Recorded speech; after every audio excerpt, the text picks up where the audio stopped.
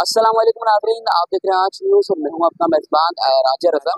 नाज़रीन इलाके लांडी 37 में नाज़रीन इस वक्त मौजूद है और मैं आपको बताते चलूं गुज़श्ता 2 हफ्ते पहले इसी एरिया में सुबह 8 बजे के टाइम एक वाक़या पेश आया जो कि अनस नामी 25 साली नौजवान को जो है सुबह जो है डकैतों ने उससे स्नैचिंग की, उससे मोबाइल छीना, उसके बाद जो है फायर मार दिया गया। नाज़रीन आज जो है एक घर का चिराग जो है वो बुझ चुका है, एक माँ का जो है लगते जिगर जो है आज इस दुनिया फानी से जो है रुखसत हो चुका है। इस वक्त हम मौजूद है, आप देख सकते हैं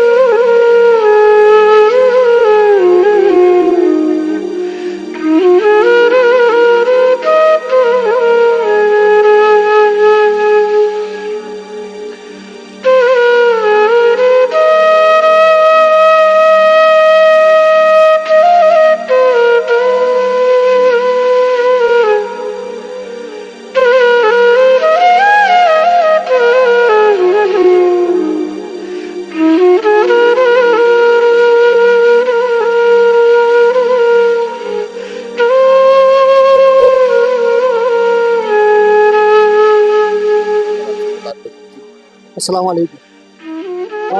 मुझ पे जो लम्हा गुज़रा है मैं अल्फाज में तो बयान नहीं कर सकता हूँ। आपको पता है मेरा बेटा था, जवान था और इकलौता था, ठीक है ना। लेकिन मैं ये ज़रूर बोलूँगा कि ये जो हादसा हो रहे हैं ना, ये आइंदा किसी के बेटे के साथ ना हो। अगर हमारी इंतज़ामिया थोड़ी सी इस पर एक्शन ले तो। जिस दिन मेरे बेटे के साथ ये वाक़या हुआ है उसके बाद मुसलसल 4 दिन यहाँ वारदातें होती रही, मुसलसल, ठीक है ना।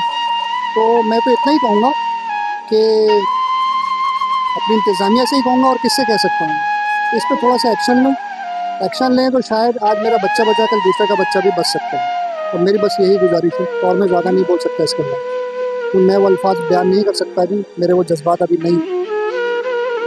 नाज़रीन इस वक्त हमारे साथ ही मौजूद है एमपीएम पाकिस्तान की एमपीए जो कि वुमेन रिजर्व सूट की एमपी है और इनकी जिम्मेदारी जो है इनकी जो वर्किंग है PS 92 में चल रही है। इस वक्त ये भी हमारे साथ मौजूद है, इनसे जानेंगे इस वाक़े के हवाले से इनका क्या कहना। अस्सलाम वालेकुम। मैं इस हवाले से क्या आपसे बस यही बात कह सकती हूँ कि हमारे शहर के जो बच्चे हैं उन्हें बेदर्दी से इस तरह से कत्ल किया जा रहा है, ये एक तरह के कत्ले आमी ही हो रहा है ना, कि हर तरह से परेशानियाँ हैं और माओं के लाल जिस तरह से उजाड़े जा रहे हैं, उनकी गोदें उजाड़ी जा रही हैं, तो ये तो एक तकलीफ़देह अमल है। हम अरबाब इख्तियार से यही हमारी गुजारिश है कि इस चीज़ पे नज़र षानी करने की ज़रूरत है। इस पर ये मुनज़्ज़म तरीके से जिस तरह से ये काम हो रहा है उसे मुनज़्ज़म तरीके से इसे ख़त्म किया जाए और जो लोग इस घटिया तरीके से हमारे लोगों को मार रहे हैं उन लोगों को इबरतनाक सज़ा देनी चाहिए। और मैंने भी ज़ाहिर सी बात है फ्लोर पे अपने करारदाद जमा भी कराई थी और मैं इस पे अनस के हवाले से भी कि इस पे जो है इन्वेस्टिगेशन नहीं की गई तो मैं करारदाद भी जमा कराऊंगी, चाहे तहरीक इल्तिवा हो, और फ्लोर पे बात ज़रूर करूंगी कि इस पे लाजमी जो है एक्शन लेने की ज़रूरत है। अच्छा भाजी, देखने में आया है कि वारिस लांडी अब मौजूद है जो कि आपकी शक्ल में हम अक्सर देख रहे होते हैं, बड़ी एक्टिविटी अब कर रही होती है लांडी की आवाम के लिए। अभी रिसेंटली कुछ दिनों पहले आपने सीन असेंबली में जो है कि इलेक्ट्रिक के ऊपर सवाल उठाया और अभी आपने बोला कि अनस के हवाले से भी आप बात करेंगे। तो भाजी आपको क्या लगता है इन सब चीज़ों पर कैसे काबू पाया जा सके? आवाम जो इतनी परेशान होती है, हर तरफ से आवाम को जो है परेशानी में घेरा हुआ, तो कैसे आवाम जो इन परेशानी से अपने आप को छुड़ा? ये बात असल में ये है कि परेशानियाँ तो जिसे कहते हैं ना बाकायदा बनाई गई, महंगाई तो है ही आवाम के पास, बिजली की शक्ल में हर तरह की जो है वो पहाड़ तोड़े हुए ही है ना। तो इसमें आवाम को भी ज़रूरत है कि जहाँ पे आवाज़ उठानी है वहाँ उस जगह पे आवाज़ उठाएं। कुछ इस तरह से होता है कि आवाज़ नहीं उठा पा रहे होते हमारे अपने लोग भी, आवाम नहीं उठा रही होती इसलिए कि भाई अपने खाने के लिए नहीं। अगर मैं सच बात बोलूँ तो लोग यही सोच रहे होते हैं कि जी हमारे घर में खाने को नहीं है, हम अपने बच्चों को खिला नहीं पा रहे, पढ़ा नहीं पा रहे, तो हम किस लिए आवाज़ उठाने के लिए निकले। तो ये चीज़ें भी हैं, मगर ये कि ये हुकूमत का काम है, हुकूमत का जो काम है उसे अपना काम अंजाम देना चाहिए कि फैसिलिटेट करना आवाम को, उनको जो है, अगर इससे पहले कि आवाम खुद जब वो कहते हैं ना कि फिर अपने हाथ में लॉ एंड ऑर्डर खुद उठा लेती है, तो फिर ये तकलीफ होती है कि जी डाकू को क्यों मार दिया, ये सारी चीज़ें हो रही होती है ना। फिर ये ना हो कि जब पारा हाई हो जाएगा, पानी सर से ऊपर चला जाएगा, तो फिर आवाम नहीं करे।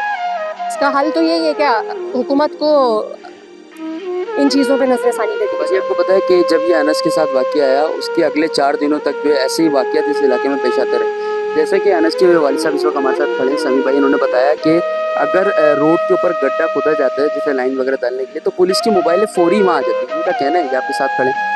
लेकिन जब मेरे बेटे के साथ ये वाक़या हुआ, जब कोई पुलिस वाला नहीं आया, जब ऐसे इलाकों में ऐसे वाक़यात होते हैं जब कोई पुलिस वाला नज़र नहीं आता, लेकिन जब कोई खुदाई का काम आ रहा होता है, कहीं अगर कन्नातें लग रही होती हैं, कोई प्रोग्राम अरेंज किया जा रहा होता है, उस वक्त पुलिस वाले फ़ौरन आ जाते हैं। तो आप क्या समझते हैं इन सब बातों को? बात वहीं आ जाती है ना कि लॉ एंड ऑर्डर को अगर ऑर्डर किया जाएगा ना, इन ऑर्डर में रखा जाएगा, आप चेक एंड बैलेंस करेंगे हर चीज़ पर, तो उस चीज़ को फिर वो क्लियर हर चीज़ होगी। मैंने खुद SHO से, क्योंकि मेरी नोटिस में ये चीज़ आई थी कि इलाका वाइज जो है इलाकों में अंदरूनी सतह पे अंदरूनी इलाके में सुबह 7 बजे के करीब ये वारदातें हो रही हैं। मैंने SHO से भी बोला था, SSP के ऑफिस में से भी, तो उनकी तरफ से यही आया था कि हमारे पास फोर्स थोड़ा कम है कि हम पेट्रोलिंग कर रहे होते हैं, मगर ये कि अब इस चीज़ पे जो है इन ऑर्डर करने की ज़रूरत है। जो हमारे मिनिस्टर साहब हैं, उन्हें देखना है कि जाहिर सी बात है अगर आपसे नहीं संभल रहा आप बता दीजिए। आप लोगों को तो जाहिर सी बात है, लोगों को तो आप फैसिलिटेट करना हुकूमत का काम है ना, कि उसको ऑर्डर में लाना। लोग परेशान हैं, कराची लावारिस हो रहा है इस वक्त। कराची को जो पूरे मुल्क को चला रहा है वो तो लावारिस बना हुआ है ना, इस तरह से आवाम लावारिस हुई हुई है इस वक्त, इंतहा को पहुंची हुई ये चीज़ें। हम किस चीज़ को हैं? अब वही वाली बात आ जाती है ना कि मैं जब एक सवाल पे मैंने जो आपने बताया कि अभी मैंने एक मेरा क्वेश्चन था, उस पर मैंने बात की थी कि क्योंकि मुझे तकलीफ थी ना कि हमारे लोग अभी भी यहाँ पे लाइट गई हुई है ना, तो उसके हवाले से मेरा जो क्वेश्चन था मैंने उस पर ये बात की थी कि हमारे लोग परेशान हो रहे हैं, आवाम परेशान है, हर तरह से परेशान हो रही है। क्या करें? घर में बैठते हैं, लाइट नहीं है, घर के बाहर बैठते हैं, जो है वो मोबाइल स्नेचिंग हो रही है, गोली मारी जा रही है, तो कहाँ जाएंगे हम, किधर जाएंगे? बस बहरहाल इससे मैं यही कह सकती हूँ कि अल्लाह ताला से अच्छे की उम्मीद है, अल्लाह ताला से उम्मीद है, कोशिश हम कर रहे हैं, तो अल्लाह ताला अच्छा करेगा इंशाअल्लाह। जी नाज़रीन, इस वक्त मेरे साथ ही मौजूद है PTI के जो PS92 के MP हैं वाजिद हुसैन खान, इस वक्त हमारे साथ मौजूद है, तो इनसे जानेंगे इस वाक़ये के हवाले से इनका क्या कहना है। जी देखिए, वाक़या बहुत जो है वो मददगार वाक़या है कि वालिद साहब जो हैं वो मेरे साथ खड़े हुए हैं, इस वक्त तो काफ़ी गम गुस्से के अंदर हैं। हुकूमत से भी काफ़ी जो है वो इल्तिजा करते हैं कि ये मेरा बच्चा है। इसके अलावा जो शहर के अंदर कई बच्चों को रोज़ाना मोबाइल छीनने पर और पैसे छीनने पर जिस तरीके से टारगेट किया जा रहा है, इससे तो सिंध की हुकूमत पे सवालिया निशान बनता है कि 15 साल से सूबे में पीपल्स पार्टी की हुकूमत है और आज तक जो है वो शहर कराची का टारगेट किलिंग का मसला हल नहीं हो रहा। या तो फिर मैं ये समझता हूँ कि मसले को हल जो है वो किया ही नहीं जा रहा। तो मेरी CM साहब से गुजारिश है कि CM साहब नोटिस ना लें, ऐसे वाक़यात पे एक्शन लें। आप नोटिस ले लेते हैं, वाक़यात बढ़ जाते हैं, तो खुदारा आप नोटिस ना लें, आप जो है वो एक्शन लें। और ऐसे जो वाक़यात पेश आते हैं, अगर हम बात करें तो बात कड़वी ज़रूर है, लेकिन हकीकत है कि जब कच्चे के डाकुओं को आप कराची की पुलिस में भर्ती करते हैं तो इस किस्म के वाक़यात होते हैं। आज आप ये जिस जवान की आज शहादत हुई है, इनके वालिद मेरे साथ खड़े हुए हैं, हम इनका दुख हम तो क्या हुकूमत का कोई भी मिनिस्टर या कोई भी वज़ीर ख़त्म नहीं कर सकता, क्योंकि इनकी औलाद गई है। ये गम और गुस्से के अंदर है। काफ़ी सारी इन्होंने शिकायत भी करी हैं, अपने इलाकाई मसाइल के ऊपर भी करी हैं, अपने बच्चे की शहादत के ऊपर भी करी है। और सबसे इम्पॉर्टेंट इन्होंने मुझसे ये कहा है कि ये मेरा बच्चा है और किसी और के बच्चे के साथ भी हो सकता है। तो हुकूमत को शर्म आनी चाहिए। मैं तो ये समझ रहा था MP है कि अभी तक तो SHO लांडी को जो है वो मुअत्तल हो जाना चाहिए था, अभी तक SSP कोरंगी को मुअत्तल हो जाना चाहिए था, और इनके ऊपर जो है वो इंक्वायरी जो है वो बनाई जाती कि आपके एरिया के अंदर टारगेट किलिंग हुई है, आपकी पुलिस क्या कर रही है। इलाका मकीनों की ज़्यादातर मेरे पास कंप्लेन ये है कि अगर वाटर बोर्ड का कनेक्शन होता है तो पुलिस जो है वो टाइम पे पहुंच जाती है, या अगर कोई भी ऐसी एक्टिविटी जो कि आवाम के मफाद में होती है तो उसमें पुलिस फौरी तौर पे पहुंच जाती है और पैसे जो है वो वसूली करती है।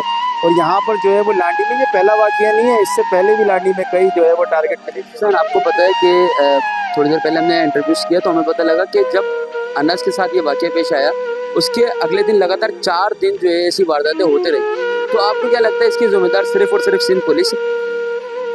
देखिए जी, पुलिस एक इदारा है, पुलिस एक इदारा है और वो पुलिस जिनके मातहत आती है उसे कहते हैं सिंध की हुकूमत। और वो जो हुकूमत है वो है पाकिस्तान पीपल्स पार्टी की हुकूमत।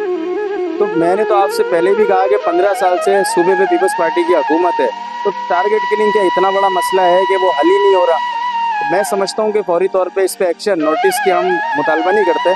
ये मेरा हल्का है और मैं इस पर असम्बली में भी बात करूँगा और मैं सीएम साहब से कहता हूँ कि इस पर मुतालबा नहीं है मेरा, नोटिस नहीं है, आप इस पर एक्शन लें और ऐसी एक्टिविटीज़ को फौरी तौर पर रोका जाए।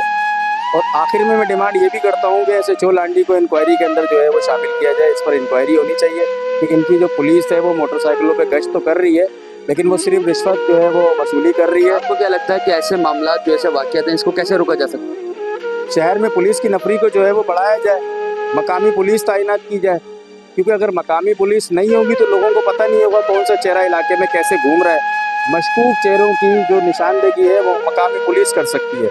अगर आप कच्चे से लेकर आएंगे और सिंध की और कराची की पुलिस में उन्हें शामिल करेंगे तो वो टारगेट किलिंग नहीं रुक सकती। फिर अस्सलाम वालेकुम, मेरा नाम नुसरत हबीब है और ये अनस बच्चा जिसको गन शॉट लगा है ये मेरे दुकान नुसरत का साला है। ये घर से डबल रोटी लेने निकला और डाकू आए और इसके मोबाइल छीन के ले गए, जबकि कराची के हालात तो इस तरह ख़राब हो रहे हैं और जाते हुए उसे गन मार के भी गए। मुझे यही अपील है गवर्नर सिंध से, मुराद अली शाह से और प्रेसिडेंट रज़ारी साहब और वज़ीर आज़म शहबाज शरीफ साहब कि कराची के हालात को देखें और इसे सुधारें। अगर इस तरह का हालात हुआ तो कराची के कोई शहरी नहीं बच सकता है, घर से निकलना बहुत मुश्किल है। और बहुत शुक्रिया हमारे अखबार नुमाइंदा वाले ने, आपने यहाँ तक आया और आपने यहाँ तक आके हमसे इंटरव्यू लिया, बहुत शुक्रिया आपको कि इस तरीके के वाक़ये में आप पहुँचते हैं और लोगों से इंटरव्यू लेते हैं। थैंक यू, शुक्रिया जी नाज़रीन, जैसे कि आप देख सकते हैं कि मैं और मेरी टीम जो है मरूम के घर से लेके अनस के घर से लेके अभी हम कब्रिस्तान आ चुके हैं और तमाम सियासी जमातों के लोग जो इस एरिया में रहते हैं वो भी यहाँ आए, उनकी ताज़ियत की। और यहाँ के जो SHO हैं, SHO लांडी थाने के जो SHO हैं शमशाद चाचड़, वो भी यहाँ आए और इस फैमिली से उन्होंने मुलाकात की, ताज़ियत की। लेकिन नाज़रीन मेन जो वजूहात होती है वो ये होती है कि देखें इन सारे हादसातों पे जो है वो पहले काबू पा लेना चाहिए, ना कि बाद में आप आके किसी से ताज़ियत करें। तो इससे बेहतर ये है कि इन चीज़ों के ऊपर आप आवाज़ उठाएं, इन चीज़ों को रोकें, क्योंकि देखें स्नैचिंग जो है वो बढ़ती जा रही है। आप देखें कि सिर्फ एक स्नैचिंग की वजह से जो है अनस को गोली मारी गई और पीछे आप देख सकते हैं, अगर मेरा कैमरामैन आपको दिखाइए, पीछे नजर आ रहा होगा आवाम जो इधर खड़ी है, एक बड़ा क्राउड आपको नजर आ रहा है, यहाँ अनस की जो है तदफीन हो रही है। तो नाज़रीन देख सकते हैं ये सूरत हाल हो जाती है कि सिर्फ ये एक मोबाइल फ़ोन जो है इसकी वजह से जो आपकी जान जा सकती है। तो लिहाजा आप लोग जो है आवाज़ उठाएं, अगर चाहे ऐसा कहीं आप लोग वाक़या देखें तो आप खुद वीडियो बना के उसे सोशल मीडिया प्लेटफॉर्म पे डालें, इदारों को आगाह करें कि हमारे इलाकों में ऐसी वारदातें हो रही है, इस पर जो है नोटिस लें ताकि आने वाले हादसातों से जो है बचा जा सके।